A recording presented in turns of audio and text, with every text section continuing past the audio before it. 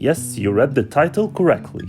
I think that FIFA 20 is the worst FIFA ever, but before jumping into the comments to start trashing or defending the game, hear me out as I'll explain my point of view of why I consider FIFA 20 one of the worst installments for this franchise. They've gone crazy, and quite rightly so. What a finish that is to goal.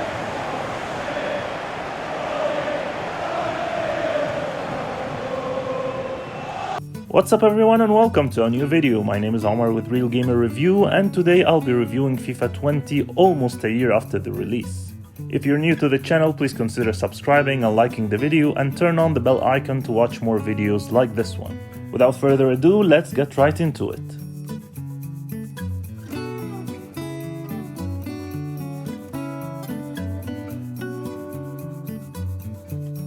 Let's start with the good things first.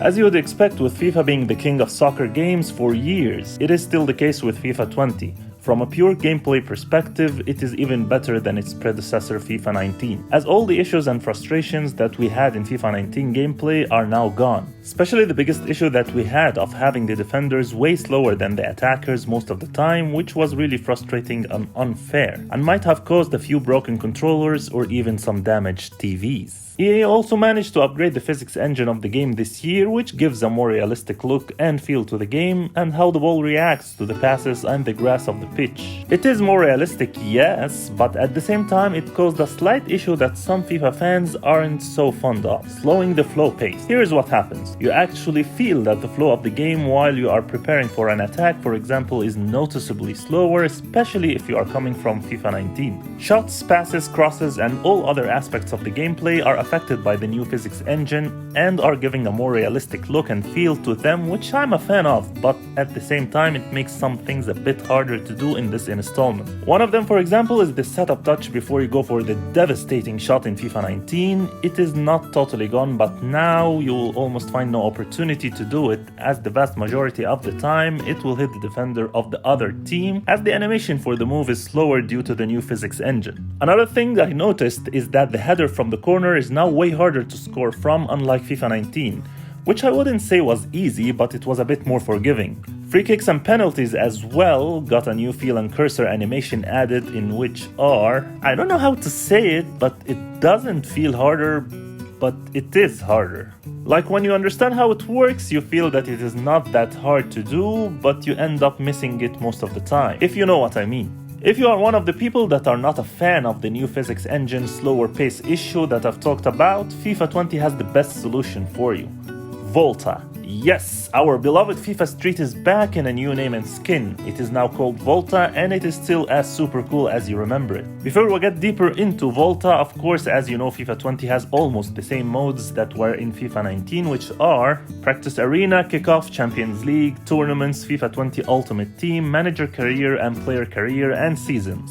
I won't get into much details about them, as probably most of you already know them, but instead I'll focus more on the new Volta modes. Once you start the first mode, which is called Volta Football, the next step would be selecting the player and configuring him. You will have numerous options available to customize your character. Among the many modifications options, you will have player's body and head, outfit, tattoos, and animations. You have also various different pitches available to play in depending on the mode, with some customization to them, as you can, for example, put walls to stop the ball from going out of the pitch. The main modes that you have in Volta are Volta Tour, Volta Story Mode, Volta League, and Single Match. Volta is very different from the regular matches played on the regular big pitch. Matches in Volta are very dynamic and fast-paced, as they are played on a much smaller fields. Even if you choose the biggest pitch in Volta mode, still it is much smaller than the regular pitch. So you'll be getting a much better flow around here if you get the hang of the moves included. Volta is a pretty good addition that I personally enjoyed a lot, and I hope they keep it in the next FIFA installments. Graphics and visuals, when compared to FIFA 19, you will notice a slight upgrade, but it's not that drastic. Probably they are using the same engine that was used back in FIFA 19, but with a few added touches. Despite not having a lot of new things in terms of visuals, still I consider FIFA to have the best in-game visuals out there when it comes to soccer games. So basically, in terms of graphics, you won't be getting much of an upgrade if you are moving up from FIFA 19. As you would expect from a FIFA game, they did a pretty good job when it comes to the music, as I always enjoyed most of their song choices that I listened to during my time scrolling through the different options of the menu. Sound effects are excellent when it comes to the pitch audience, commentators, and the ball effects. Basically, as we are used to having from each installment of FIFA, the music and audio experience is excellent. Good visualization and execution. There it is, and just the ideal start.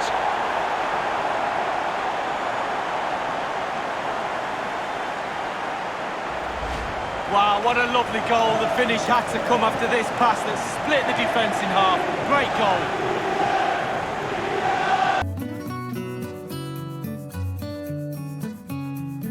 So, all is good till now. Probably you are wondering why the video is titled The Worst FIFA Ever. Well, I will tell you right now. For me, and probably for a lot of other people, if I'm not playing FIFA with my friends at home, my main go-to mode is either Seasons or FIFA Ultimate Team. And both modes are online, and they mainly depend on the EA Games servers. And EA Games servers, especially the FIFA one, are one of the worst servers that I've ever encountered in my whole gaming lifespan. I had the same exact issue with FIFA 19, but it wasn't as drastic as FIFA 20. But still, when I first bought and started playing FIFA 20, I gave them the benefit of the doubt and I assumed that the issue is from my side. So I made a quick online search to see how to fix the issue, and I stumbled on the genius solution on EA's official website for the issue. Use a wired connection. Yes, literally that is their best solution, and they even have it in a very big bold font on their website. I was very skeptical of the solution, but I said whatever, let me give it a try. And once I plugged the wired connection into my PS4 Pro, literally the first very game got disconnected within just a few minutes. And yeah, for the people who don't know, once you get disconnected you lose the match and you don't get any points, even sometimes if you are winning the damn match. So the next couple of solutions on the websites are basically some garbage solutions that have no use whatsoever. Before you start speaking about the connection, I have 100 megabytes fiber optic connection at home and it is very stable. And I never have any issues with other games at all, even when playing on Wi-Fi. But still, with all of that, I went out and got a totally brand new router, and I'm still having the same issue. I literally tried everything you can imagine with no use. Later on, to triple or quadruple check, I contacted some of my friends that own FIFA 20 and all of them faced the same issue. I also made another extensive search online and I found that tons of people are complaining about the same issue. And you know what's weird? That all the big companies and channels out there never mention anything about this issue in their FIFA reviews. Weird, huh? I believe that this is a known issue with EA servers and it's always been there. And probably EA Games don't want the bad press, so they seem to be in constant denial of the issue and are seemingly trying their best to show on their website that these are individual incidents due to some of the gamers' connections. If you are watching this video and are one of the lucky few that don't face this issue, please tell us your secret, as a lot of other gamers out there are not as lucky, including me, and I feel frustrated from a customer point of view. I paid the full $60 for this game and I'm extremely unhappy with the experience that I've got due to those constant server disconnection. And that is why I titled the video The Worst FIFA Ever. I just hope that this video gets enough views that it reaches EA Games.